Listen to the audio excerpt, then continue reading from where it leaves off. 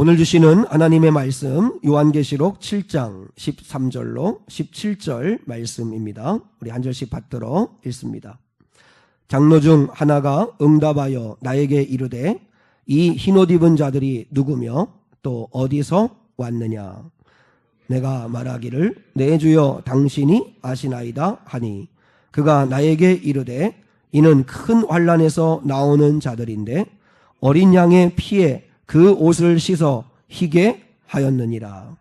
그러므로 그들이 하나님의 보좌 앞에 있고 또 그의 성전에서 밤낮 하나님을 섬김에 보좌에 앉으시니가 그들 위에 장막을 치시리니 그들이 다시는 줄이지도 아니하며 목마르지도 아니하고 해나 아무 뜨거운 기운에 상하지도 아니하리니. 17절은 함께요.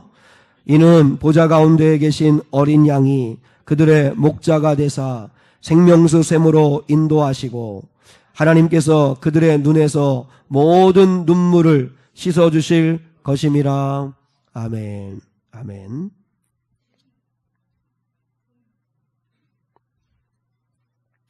구원받은 자는 이렇게 산다라고 하는 제목으로 하나님의 말씀을 함께 나누시겠습니다.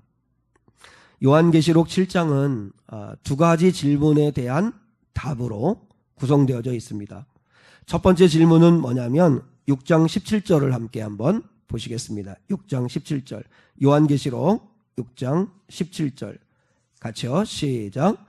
그들이 진노의 큰 날이 이르렀으니 누가 능히 서리요 하더라. 아멘. 이 말은 하나님의 큰 심판의 날에 살아남을 자가 누구냐라고 하는 질문입니다. 여러분, 하나님의 큰 심판의 날이 있음을 믿으십니까? 이 진리 하나만 믿어도 지금 우리의 삶이 아마 많이 달라질 겁니다. 하나님의 진노의 큰 날이 있다. 하나님의 심판의 날이 있다. 라고 하는 것만 우리가 알고 있어도 그 심판의 자리에 서지 말아야지 하는 이 마음만 회복된다 해도 우리의 지금의 삶은 아마 많은 부분에 있어서 달라지게 될 것입니다.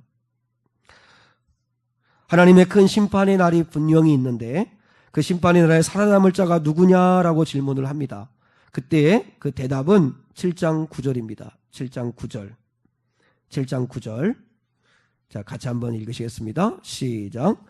이 일 후에 내가 보니 각 나라와 족속과 백성과 방언에서 아무도 능히 셀 수 없는 큰 무리가 나와 흰옷을 입고 손에 종려가지를 들고 보좌 앞과 어린 양 앞에 서서. 여기 보면 흰옷을 입은 자들이다 라고 말씀하죠. 하나님의 큰 진노와 심판의 날에 살아남을 자는 누구냐? 그 자는 흰옷을 입고 손에 종려가지를 들고 어린 양 앞에 서 있는 자들이다. 이렇게 말씀하고 있습니다. 그러면 두 번째 질문이 또 나옵니다. 심판을 피할 자가 흰옷을 입은 자들이라고 하는데, 자, 13절입니다. 오늘 본문입니다. 오늘 본문 13절 같이요. 시작. 장로 중 하나가 응답하여 나에게 이르되 이 흰옷 입은 자들이 누구며 어디서 왔느냐. 하나님의 큰 심판을 면할 자가 흰옷 입은 자들인데 그 흰옷 입은 자들은 어디서 왔느냐, 그들이 누구냐라고 하는 질문을 두 번째로 던지고 있습니다.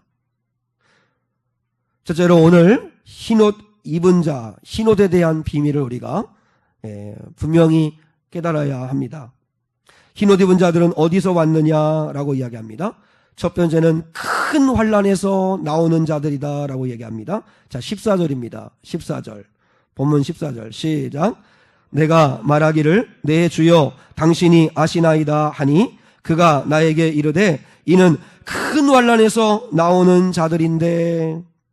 큰 환난에서 나오는 자들이다. 다시 말하면 큰 전쟁, 싸움에서 이기고 나오는 자들이다 라고 이야기하는 것입니다. 여기서 아주 중요한 신앙생활의 비밀을 우리가 하나 알게 됩니다. 신앙생활은 전쟁이라는 것입니다. 전쟁. 그래서 그런 의미에서 이런 말이 있습니다. 한번 따라하겠습니다. 교회는 유람선이 아니다. 교회는 전투함이다. 예, 교회를 우리가 잘 이해해야 합니다. 물론 교회가 가정 같고 병원 같아야 되는 것도 있지만, 그러나 교회의 가장 중요한 기능은 바로 전투함과도 같은 것이라. 그러면 성도는, 그리스도인은 팔도 유람하는 여행객이 아닙니다. 우리가 신앙생활할 때 부담 주지 말어. 나 이렇게 헌신하고 막 그렇게 매이면서 신앙생활하고 싶지 않아. 좀 부담 없이 편하게 하고 싶어. 그건 교회를 모르는 이야기입니다.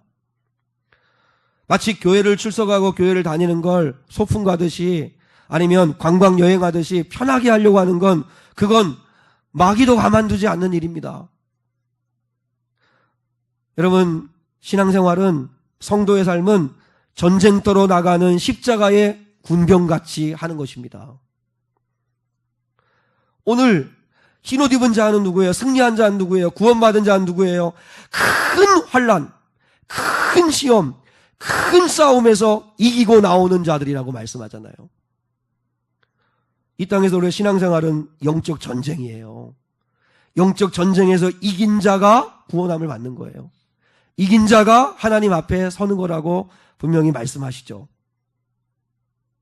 그러므로 사랑 여러분, 신앙생활에서 내가 성공했다, 신앙생활에서 내가 넉넉해졌다, 신앙생활에서 합격했다, 잘 풀렸다, 그걸 기쁨으로 삼으시면 안 됩니다.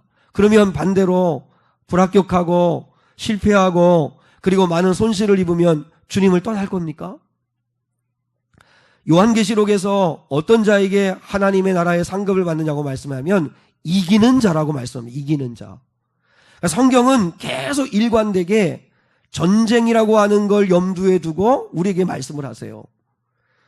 그래서 하나님께서, 그리스도께서 이기는 자에게 하나님이 하나님의 나라에 참여하는 영광을 주시겠다고 말씀을 하세요. 신앙생활은 싸워 이기는 거라는 거죠.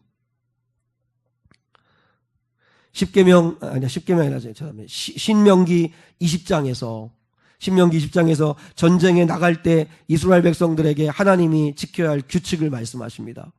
근데 그 규칙 가운데 하나가 뭐냐면요, 사람들을 돌려보내라는 거예요. 돌려보내라. 생각해 보세요. 전쟁하려면 한 사람이라도 더 끌어모아야, 그래야 힘이 있다고 생각하는데 하나님의 전쟁은 그렇지 않으세요. 그래서 돌려보내야 할 네 종류의 사람들을 이야기합니다. 한 사람은 집을 짓고 낙성식을 못한 사람. 최소한 새 집을 지었으면 1년 동안은 살게 해야 되는데, 근데 전쟁에 불려나왔으면 그 사람은 돌려보내라. 또 포도원을 갖고 놓고 포도 열매를 따먹지 못한 사람. 포도나무를 심고 3년을 기다렸다가 4년째 열매를 따먹어야 되는데 전쟁에 부름받은 사람은 돌려보내라.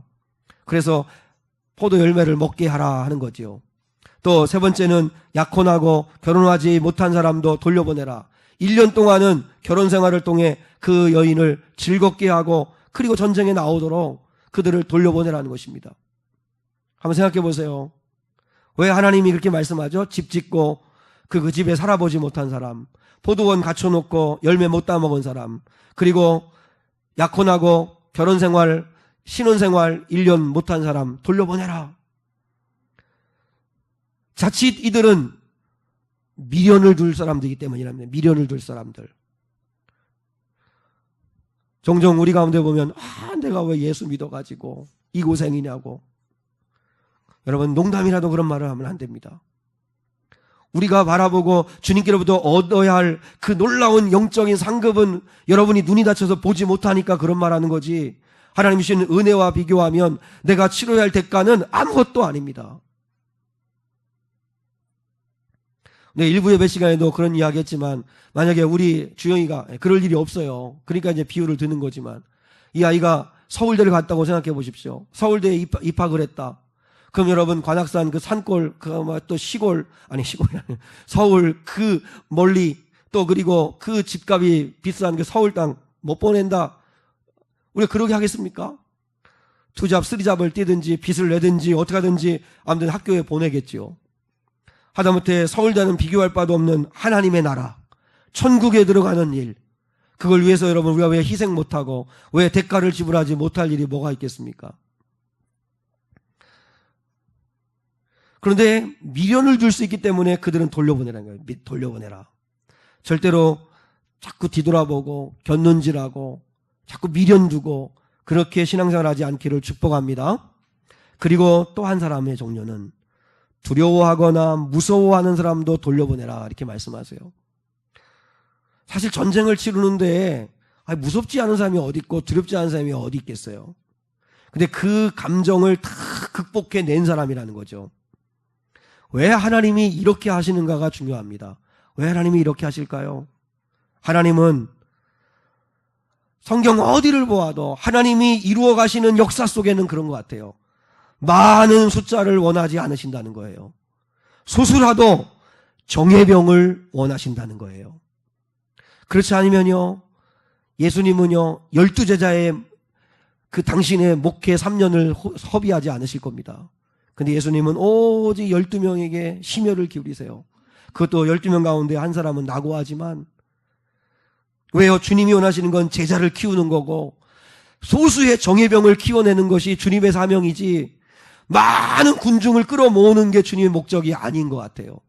그러므로 사랑 여러분, 작은 교회를 출석한다고 기죽거나 큰 교회를 다닌다고 마치 자기가 큰 믿음인 것처럼 그렇게 우쭐할 것도 없습니다. 왜냐하면 주님이 보시는 건 한결같이 많은 수가 아니에요. 주님은 무리를 원하시는 게 아니에요. 제자를 원하세요. 제자를. 그리스도의 군병을 원하세요. 그리스도의 군병을. 그래서 주님은요, 한 사람이라도 끌어모아야 하는 전쟁터에서 돌려보내라는 거예요. 돌려보내라. 마치요 기도원의 300용사와 같이 하나님은 당신의 역사를 이뤄가기를 원하시는 거예요. 기도원이 미디안과 전쟁을 치를 때 나팔을 불어 전쟁에 나갈 사람들을 불러 모았어요. 자이반, 타이반 32,000명이 모였어요. 해볼만 하지요. 3만 명이 모였으니, 구름대 같은 사람들이 모였으니까 한번 해볼만 하다 했는데 하나님은 너무 많다는 거예요. 너무 많다. 그리고 최종적으로 하나님이 남겨놓은 사람은 300명입니다. 300명. 하나님은 단호하십니다. 돌려보내라고 말씀하십니다. 왜 그렇게 말씀하시죠? 하나님은 정말 영적 싸움에 자신의 생명을 내걸고 두려움과 그 공포도 극복해내고 대가를 지불하고 싸울 그리스도의 정예병들만을 요구하신다는 거죠. 그러므로 우리가 거룩한 욕심이 있어야 합니다. 하나님, 내가 신앙생활할 때 그냥 무리의 한 사람처럼 신앙생활하지 않게 해주십시오. 그냥 구경꾼처럼, 그냥 군중처럼 그런 속해서 신앙생활하는 사람 되지 않게 해주시고, 어느 공동체에 있든지 그리스도의 신실한 일꾼이 되고 그리스도의 신실한 군병이 되게 해주십시오 하고 여러분 기도할 수 있고 그런 욕심을 가질 수 있기를 축복합니다. 흰옷 입은 사람은 큰 전쟁에서 이기고 나오는 자들입니다.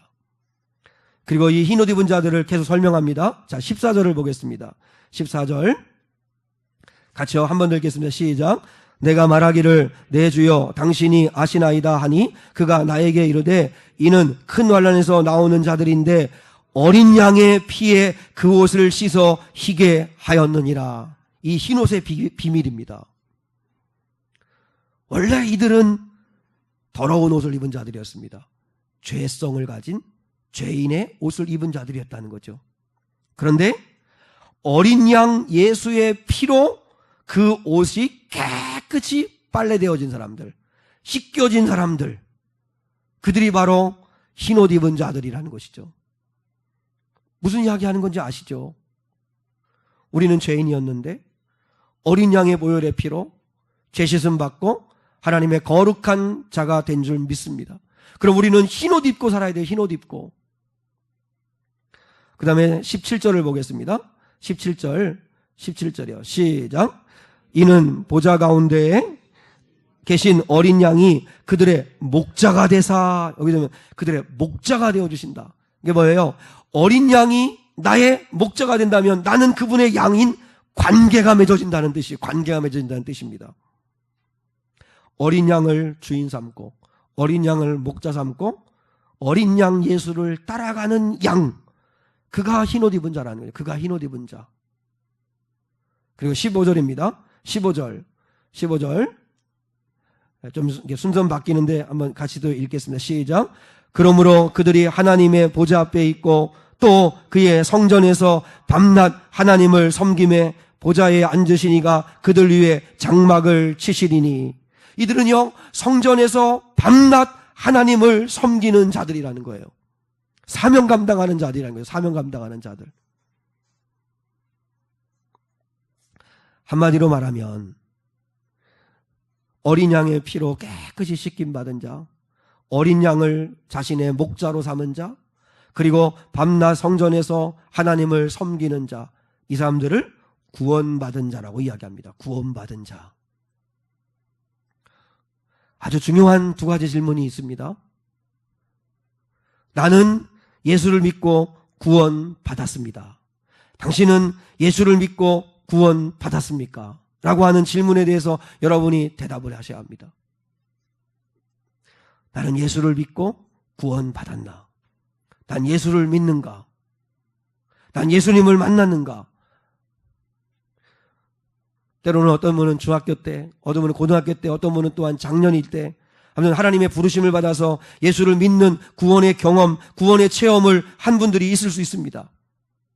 그러면 아마 이분들은 나는 예수를 믿습니다 하고 대부분이 대답을 하실 거예요. 그런데 두 번째 질문에 대한 답도 해야 합니다.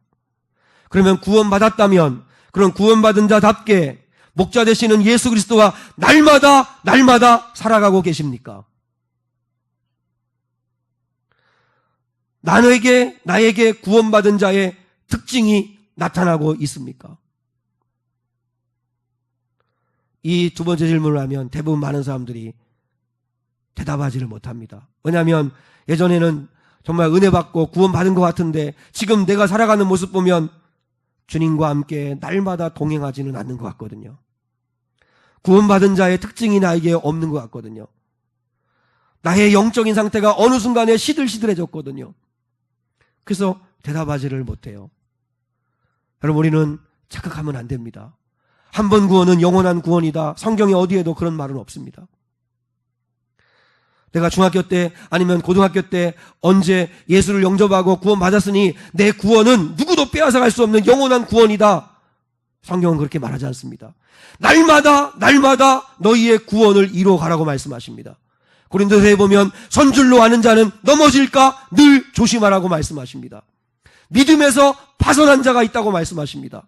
히브리서에는 이 말씀을 계속 반복합니다. 한 번 빛을 받고 은사를 경험한 자도 하나님을 떠날 수 있다고 말씀하십니다. 근데 그런 사람들이 죽게 돌아오기가 불가능하다고 말씀하세요. 왜요? 만문을 안 여니까. 안티그리스도인은요, 아예 교회를 한 번도 안 다닌 사람이 아니에요. 교회 다니다가 상처받고 교회 다니다가 시험 들고 그래서 완전히 돌아선 사람이 안티가 되는 거예요.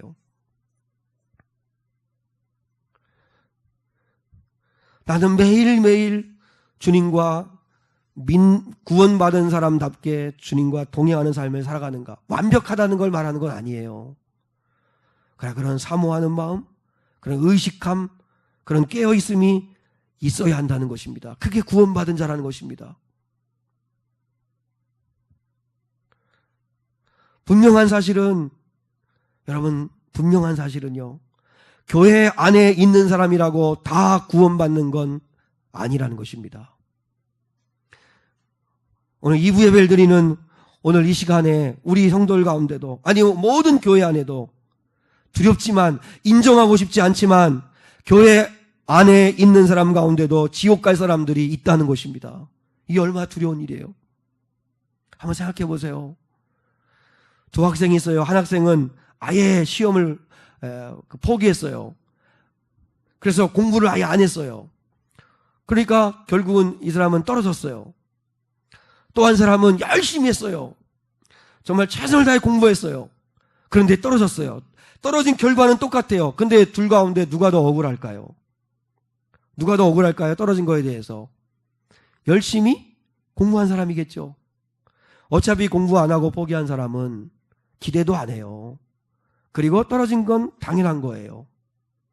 그러나 열심히 했는데도 떨어진 건 정말 억울한 일이죠. 그러니까 사랑 여러분, 구원도 그럴 수 있다는 것입니다. 아예 안 믿는 사람은 구원받지 못하는 건 당연한 것이고 지옥 가는 건 당연한 것입니다. 그런데 열심히 교회를 다녔는데 구원받지 못한다면 얼마나 억울하겠습니까? 근데 교회 안에도 지옥 갈 수 있는 사람이 있을 수 있다는 것입니다. 그럼 사랑 여러분, 교회를 열심히 다니는데도 왜 구원받지 못하는 사람이 생길까요? 첫째는 복음을 만나지 못했기 때문입니다. 복음을 듣고 믿지 않기 때문입니다. 복음이 뭐예요? 복음. 여러분, 우리 복음을 굿뉴스, 듣기 좋은 소리라고 이야기하죠. 그러나 복음은 듣기 좋은 소리가 아니라 살리는 소리를 이야기합니다. 살리는 소식. 교회에서 각박하고 힘드니까 그 목사님이 주일날 모인 성도들한테 스트레스 푸는 법, 위로받는 법, 상처 싸매주는 법, 아니면 어떤 처세술, 어떤 윤리적 강연, 뭐 이런 것 같은 그런 듣기 좋은 이야기 한 게 그게 복음입니까? 아니요. 죽어가는 영혼을 살려내는 생명의 말씀을 전하는 게 복음이죠. 그래서 듣기가 힘들 수도 있지요. 그럼에도 불구하고 들어야 되지요. 왜요? 살아야 되니까. 교회는 생명을 살리려고 교회가 존재하는 거 아닙니까? 그런데 열심히 교회를 다니는데도 복음을 만나지 못하는 사람이 있습니다. 살리는 말씀이 뭐죠? 복음은 8가지 영적 원리입니다. 여러분 몇 번 말씀드렸지만 한번 따라하겠습니다. 제죽 40, 영영성동. 여러분 꼭 기억하셔야 합니다. 구원받는 8가지 영적 원리. 죄. 우리는 태어나면서부터 죄인입니다.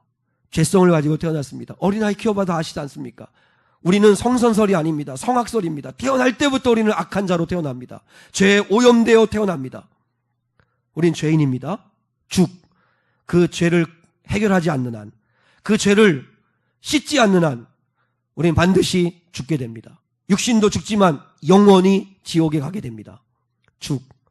사. 그런데 하나님은 우리를 너무나 사랑하셔서 독생자 예수를 보내주셨습니다. 요한복음 3장 16절이 복음입니다. 하나님이 세상을 이처럼 사랑하사 독생자를 주셨으니 이는 그를 믿는 자마다 멸망치 않고 영생을 얻게 하려 하심이라. 하나님이 그 아들을 세상에 보내신 건 세상을 심판하려 하심이 아니요 세상을 구원하려 하심이라. 하나님의 사랑입니다. 10. 하나님이 그 사랑하셔서 보내신 독생자 예수가 우리 죄를 대신 짊어지시고 우리 대신 십자가에서 못 박혀 죽으셔서 그 보혈의 피를 쏟아 주셨습니다. 제죽사 10, 영. 그 예수를 영접하면, 그 예수를 나의 구주로 영접하고 내 마음으로 모셔드리면 영원한 생명을 얻게 됩니다. 천국을 주십니다. 그리고 이제 구원받은 자들, 그들이 이 땅에서 홀로 살아가지 아니하도록 성령을 보내주셔서 고아처럼 우리를 홀로 두지 아니하시고 영원히 우리와 동행하여 주십니다. 이게 복음입니다. 복음. 제일 처음에 출발은 내가 죄인임을 인정하는 데서 시작됩니다. 여러분 교회를 다니면서 한 번은 철저하게 완전히 박살이 날 만큼 하나님 앞에 회개해 본 적이 있으십니까? 있어야 합니다. 마치 예수님이 베드로에게 목욕한 자는 발밖에 씻을 필요가 없느니라고 하시는 그 목욕하는 그 회심의 회개의 사건이 한 번은 있어야 합니다. 그리고 날마다 예수의 보혈을 의지하고 그리고 잘못할 때마다 생각 잘못할 때마다 실수할 때마다 발과 손을 씻듯이 자백하고 고백하는 삶을 살아야 합니다. 여러분 복음을 믿지 않으면 이 복음을 발견하지 않으면 많이 들어서 익숙한 게 아는 거 아닙니다. 정말 실제적으로 이 복음을 믿어야 합니다. 그리고 교회 안에 있는 사람 가운데 지옥 갈 수밖에 없고 구원받지 못하는 사람은 실제로 예수님을 만나지 못한 사람들입니다. 여러분 내가 예수님을 만나면 내가 압니다. 내가. 여러분 자기를 속이면 안 됩니다.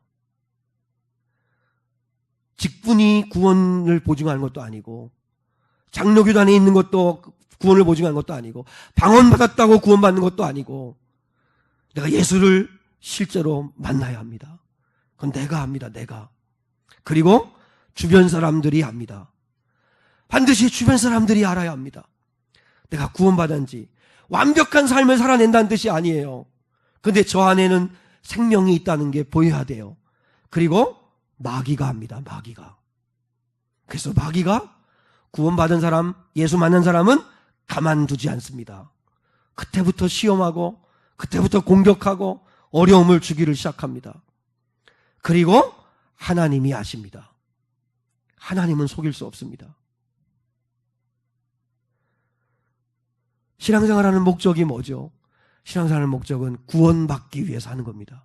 구원받기 위해서. 여러분 오늘 교회에 왜 오시는 거죠? 왜 와야 되는 거죠? 구원받기 위해서 오는 겁니다. 그리고 예수 믿어서 이미 구원받으신 분은 그 구원을 끝까지 붙들라고 예배드리면서 마음을 새롭게 하는 것입니다. 제가 설교를 왜 하는 거지요? 설교는 구원받으라고, 예수님 만나셔야 한다고, 교회만 왔다 갔다 하신다고 구원받는 게 아니라고, 구원받아야 된다고 얘기하는 것입니다. 그리고 이미 구원받은 분들은 그 구원을 끝까지 붙드시라고, 신앙 흔들지 마시라고, 첫사랑 잃어버리지 마시라고 계속 권면하는 시간이 설교입니다. 교회가 존재하는 목적은 한 사람이라도 구원하려고 하는 것입니다. 사도행전 2장 47절에 주께서 구원받는 사람들을 날마다 더하게 하시니라 하는 말씀이 나옵니다. 이건요, 등록수가 많아진다는 뜻이 아닙니다. 숫자가 많아진다는 뜻도 아니에요. 재정이 많아진다는 말도 아니에요. 주께서 구원받는 사람들이 날마다 많아지게 한다는 뜻은요, 어제까지 구원받지 못했던 사람이 오늘 예배 시간에 설교를 듣고 말씀을 듣고 회심해서 구원받는 사람들이 생겼다는 뜻이에요. 여러분, 그러니까 큰 교회 부러워할 거 없습니다.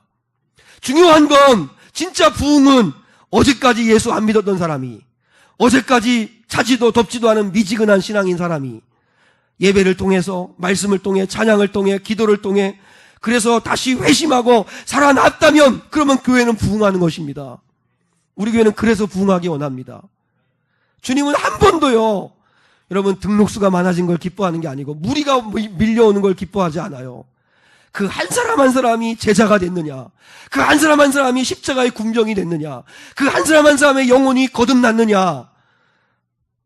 저는 오늘 이렇게 예배하는 2부 예배 드리는 성도들이 가룟 유다 같이 되지 않기를 원해요.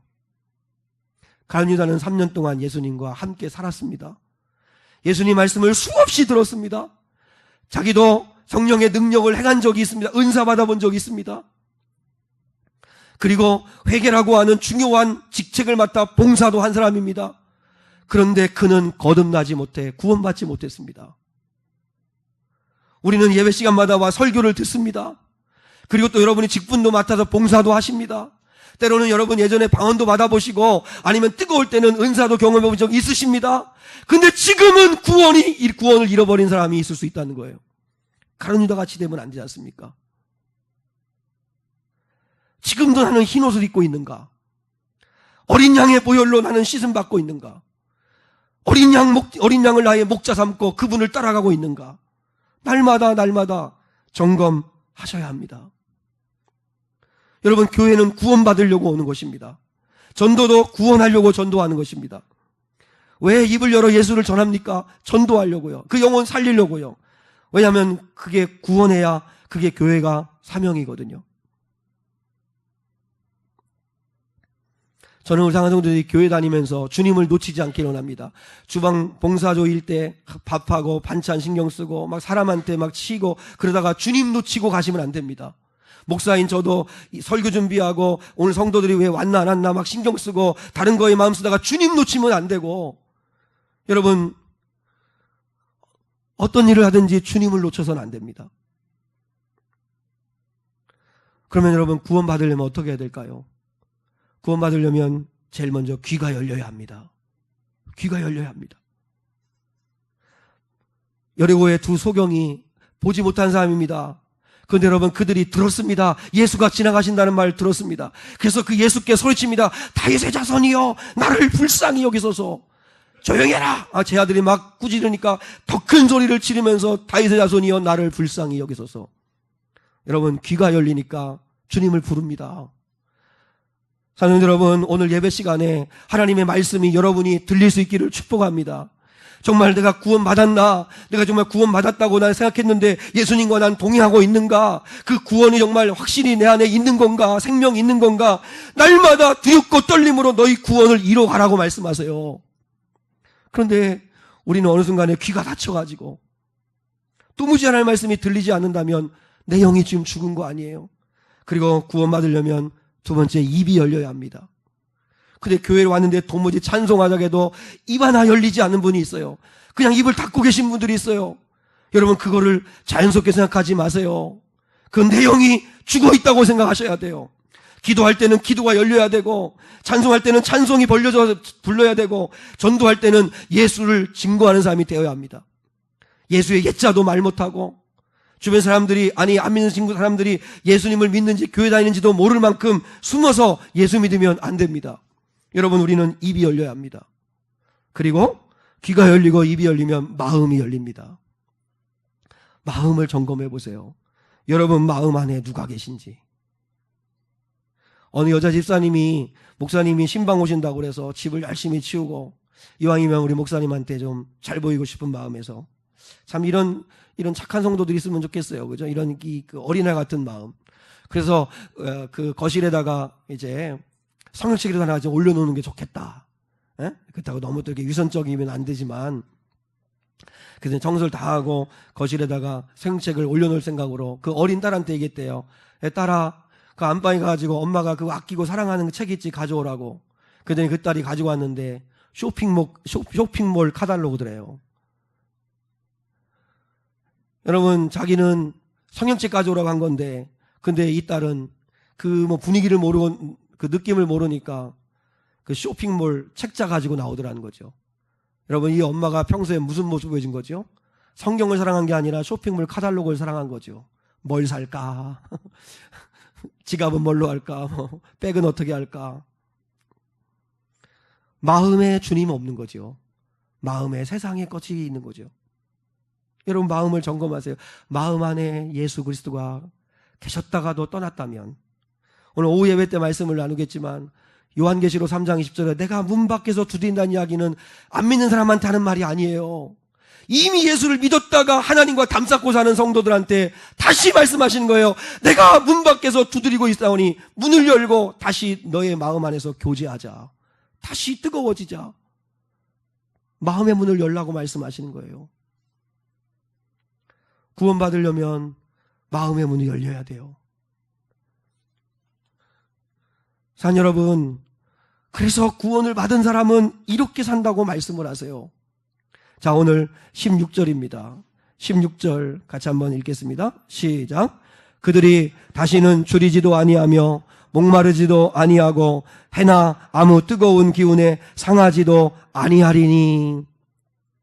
예, 천국은 완벽한 곳이기 때문에 천국에 이르면 아마 주림도, 그리고 목마름도, 그리고 어떤 해로부터 공격당할 일도 없을 겁니다. 그러나 예수님을 믿고 여러분 구원의 은혜를 누리는 게 죽고 난 다음에 천국 가서만 누리는 게 아니잖아요. 이 땅에서도 우리 그리스도인은 주님으로 인하여 구원받은 자는 누려야 되는데, 물론 이 땅의 삶은 줄이기도 하고 목마르기도 하고 갈증나는 일도 있고 해를 받기도 하고 어려움도 당해요. 그런데 중요한 건 뭐예요? 이런 것으로부터 아무 상관이 없다는 건 주님으로 인하여 자족할 수 있는 힘을 가지고 있다는 거예요. 현실은 줄이고 목마를 수 있지만 내 안에 계신 주님으로 인하여 기쁨을 얻고 힘을 얻고 살아간다는 거예요. 사도 바울이 빌립보 4장 13절에서 내게 능력 주시는 자에서 나는 모든 걸 할 수 있습니다. 이 말이 뭐예요? 나는 부요하나 가난하나 아니면 높임받으나 천한 멸시를 받으나 어떤 자리 어떤 형편에 있든지 나는 그리스도 안에서 자족할 수 있다. 나는 만족할 수 있다. 주어진 걸 받아들일 수 있다. 나는 자족하는 비결을 배웠다라고 이야기하지 않습니까? 배웠다는 건 날마다 훈련해서 익혔다는 뜻입니다. 그런데 사랑하는 여러분, 예수를 믿는 사람들이 늘 세상 것 부러워하고 건강 없다고 돈 없다고 좀 가난하다고 나는 새 산다고 맨날 기죽고 세상의 것에 늘 목말라하고 갈증을 느끼고, 그게 무슨 예수 믿는 사람입니까? 주님으로 인하여 만족해야죠. 주님으로 인해서 힘을 얻어야죠. 주님이 계시면 자족하는 능력을 가질 수 있습니다. 근데 늘 비교하고 늘 불평하고 그건 구원받은 자가 아닙니다. 어떻게 주님이 계신데 그 주님이 우리의 인생의 길의 구주가 되시고 인생의 생명이 되시는 분이신데 그분을 믿는다고 하면서 늘 줄이고 목마르고 그리고 마음 상하고 그래서 지치고 어떻게 그럴 수 있습니까? 다시 일어서야죠. 그 다음에 17절입니다. 자, 17절이요. 시작. 이는 보좌 가운데 계신 어린 양이 그들의 목자가 되사 그 다음에 생명수 샘으로 인도하시고, 여러분 구원받은 사람은 생명수 샘으로 하나님이 인도하시는 은혜를 누려요. 뭘 목말라 하세요? 생명수 샘물을 가지고 있는 우리가 뭘 목말라 하세요? 여러분 우리 성도 가운데는 자식이 공부를 못하면 애를 태웁니다. 대학에 입학하지 못하면 마음을 상해합니다. 근데 자녀가 구원받지 못하는 것에 대해서는 안타까운 마음이 없습니다.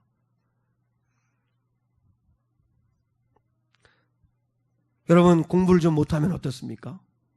공부를 좀 못해도 예수님을 만나고 구원받은 아이라면 그 아이는 절대로 실패하지 않습니다. 하나님이 그 아이를 책임지십니다. 근데 우리 부모들은 공부 못하고 자라고 얘 왜 못할까? 학원 어딜 보낼까? 그런 걱정과 고민은 그렇게 하면서 영혼이 지옥 가는 것에 대해서는 아무렇지도 않게 그 영혼 구원에 대해서는 마음을 쓰지 않는다. 도대체 우리는 그 아이를 생명수샘으로 인도해야 되는데 우리는 뭐에 관심을 갖는 거죠? 남편이 좀 돈을 넉넉히 못 벌어온다고 잔소리하고 바가지 긁고 속상해하고 그러지 마십시오. 남편이 예수 믿지 않고 그래서 지옥 갈 수밖에 없는 거, 그걸 위해서 우리는 울어야 합니다. 여러분 영생 이야기하면 감이 안 오죠.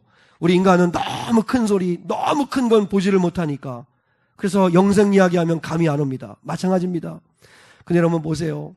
내가 만약에 암이 걸려서 죽을 수밖에 없는데 미국에 가면 그 의사에 가면 그 병원 가면 고칠 수 있다면 능력만 된다면 여러분 다 재산 정리하고도 안 가겠습니까? 살아야 되는데 10년 20년 더 살려고 수술도 받고 그건 또 운동하라면 운동도 하고 식이요법을 하면 음식도 가려먹고 그렇게 정성을 쓰면서 영생을 주신다고 하는 주님을 위해서는 대가지불도 안 하고 희생도 안 하고 사모하는 마음도 없고 그가 어떻게 구원받은 자입니까?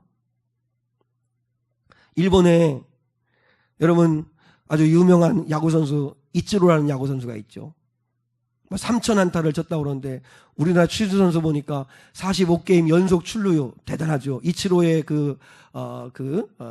기록을 깼다고 그러는데, 근데 여러분 이치로 선수가 여러분 얼마나 무서운 선수냐면 한 번은 A매치 국가대항을 하는 경기를 하는데 중간에 점수를 따가지고 선수들이 막 동료들이 막 하이파이브 하고 막 즐거워하고 막 소리치고 그러니까요.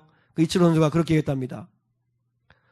자중해. 지금 경기가 끝난 것도 아닌데 소리치고 하이파이브하고 할 힘 있으면 타석에다가 그 힘을 쏟아부어. 이러면서 여러분 그 다른 동료들한테 선배니까 일침을 가했다는 거예요. 절제하라고. 마치 이긴 것처럼 좋아하고 막 힘쓰지 말라고. 힘은 타석에서 수비할 때 볼을 칠 때 그때 쏟아부으라고. 얼마나 무서운 선수예요. 그리고 자기가 미국의 메이저 대회 리그에 진출할 걸 생각하고 아내를 영어에 능통한 아내를 구하기 위해서 그런 사람과 선을 보고 그리고 연상이지만 그 영어에 능통한 여인과 결혼해서 영어를 준비했다는 거예요. 여러분 이치로라는 선수는요 야구 하나를 위해서 술 담배 하지 않습니다. 밤에 늦잠 자지 않습니다. 그리고 식이요법 먹는 거 철저히 관리합니다. 절대로 세상 즐거움에 빠지지 않습니다. 그 대가를 지불하잖아요. 하다못해 야구로 성공하려고도 그렇게 하는데 우린 천국에 가는 자들로서 하나님의 십자가에 군병된 자들로서 무슨 대가를 지불하고 사십니까? 세상에 즐거울 것 다 즐기려고 하고 절제하지 아니하면서 그러면서 여러분 내가 구원받은 자인 양 착각하면서 하면 절대 안 됩니다. 이병규 선수라고 하는 야구 선수는요 시력의 그 보호를 위해서 TV도 안 보고 스마트폰도 하지 않고 컴퓨터도 하지 않았다고 그래요. 야구 하나 잘하려고 그렇게 희생하고 대가를 지불하는데 우리는 뭐예요? 기도 하나 하자고 하는 것도 그렇게 힘들어하고, 도무지 주님을 위해서 여러분은 무슨 대가를 지불하고 절제를 하세요. 물론 산 여러분을 제가 무슨 나무라는 게 아니고 저들 포함해서 저도 마찬가지입니다. TV 하나 보는 거 하나도 절제를 못하고, 그거 하나 마음에도 내려놓지를 못하고, 그러면서 기도의 시간이 없다고, 피곤하다고, 여러분 그거 변명하는 건 구원받은 자답지 못한 삶 아닙니까? 구원받은 자는 오늘 17절 마지막 절에 하나님께서 그들의 눈에서 모든 눈물을 씻어주실 것이라. 여러분 무슨 말이에요? 억울하다고 너무 울지 마세요. 상처받았다고 너무 울지 마세요. 경제적 손실받다고 울지 마세요. 왜냐하면 하나님 앞에 가면 다 밝혀집니다. 하나님이 그들의 눈에서 모든 눈물을 씻어주실 것이라. 주님이 우리의 눈물을 씻어주실 때 여러분과 거룩한 눈물을 흘려야죠. 그래서 여러분 우리가 울어야 할 게 뭔지 아세요? 죄를 위해서 울어야 돼요. 지금 여러분 보세요. 우리나라는 동성애에 지금 이제는 밀리고 밀려서 이제 기독교의 가치관이 세워질 그 어려운 순간에 와 있습니다. 이슬람이 밀려들어서 이제 이슬람이 기독교를 공격할 때가 오게 될 것입니다. 근데 우리는 전혀 관심이 없어요. 지금 죄악이 우리의 코끝까지, 우리의 목까지 와 있어요. 여러분, 다원주의, 혼합주의가 지금 교회 안에까지 들어와 있어요. 여러분, 교회까지, 성직자까지, 장로님들까지, 집사님들까지 음란함이 장악하고 있어요. 죄를 위해서 울어야 합니다. 교회를 위해서 울어야 합니다. 구원의 방주가 돼야 되는데 교회가 싸우기만 하고, 오히려 교회에서 상처받았다고 그러고, 첫사랑을 잃어버린 성도들 회복해야 되고, 뜨거움을 잃어버린 성도를 회복하고, 미지근한 신앙생활을 좀 탈피하고, 그런 성도를 위해, 교회를 위해 울어야 합니다. 왜냐하면 주님이 그날에 그 거룩한 것을 위하여 흘린 눈물을 닦아 주실 겁니다. 지금 너무 해명하려고, 너무 억울한 거 풀려고 하지 마십시오. 주님이 다 하십니다. 그리고 영혼을 위해 울어야 합니다. 구원받지 못한 아이들, 가족들, 그들 위해 울어야 합니다. 지옥 갈 자식들을 위해 울어야 합니다. 성공하지 못한 것 때문에 울지 말고 사랑하지 못하는 것 때문에 울어야 합니다. 하나님 앞에 가면 우리 모든 눈물을 주님이 닦아 주실 것이기 때문입니다. 여러분, 오늘 말씀을 매 주일마다 그냥 목사가 그냥 소리치는 말씀으로만 듣지 말고, 나는 정말 구원받았나? 나는 열심히 교회 다니는데 가룟유다처럼 마지막 주님 앞에 서는 날 나 너 모르겠다 하며 구원에서 벗어나면 어떡하지?